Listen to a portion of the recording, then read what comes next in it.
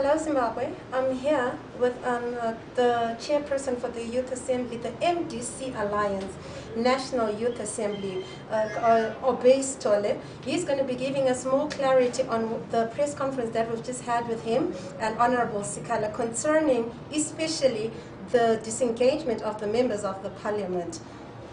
Comrade Tole, how are you? I'm very fine. Thank you so much. All right. Maybe you could just clarify more. Yes, Honorable Sikala has already given us clarity, but the pronouncement, them as the MPs so far, I'm sure even since the meeting was last night, as he said, so far there have been reactions. What are the reactions from the members of the Parliament? Yeah, there's one thing that I want to clarify once and for all. When a person becomes a member of Parliament, that person is a member of a party.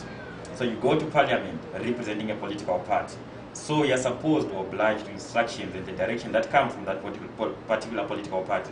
So in this case, the communication has been made to the parliamentarians that going forward, we are going to have a total disengagement from every other parliamentary business and from any other platform that involves the interaction with ZANU-PF.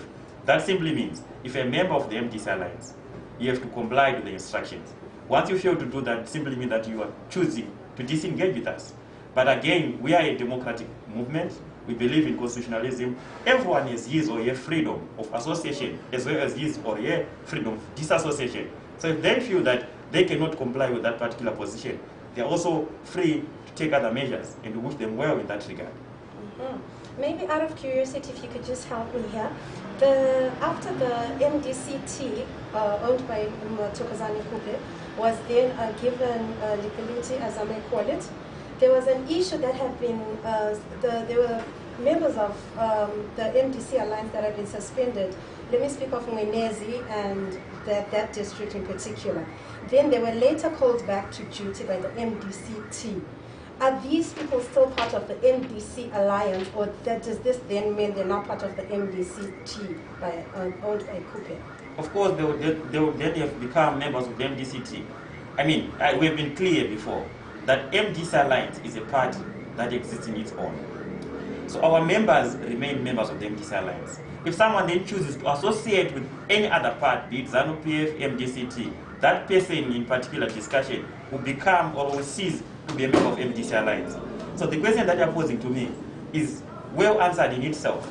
The measure that they take as individuals will determine their fate, will determine their predicament. So if someone chooses to associate with another political party and chooses to disassociate with us, that means it is an automatic expulsion. The same things that happened to Komichi, the same thing that happened to Monzora, the same thing that happened to Muzuri. They chose to disassociate with us, and choosing to associate with another political outfit, that simply means they've ceased to be members of the MDC Alliance. All right. Maybe taking you back again to what Honorable Sikala then said, you mentioned that he's not giving, him together with you as a party are not giving empty threats. He says, no, I didn't leave my wife at home to come and give empty threats.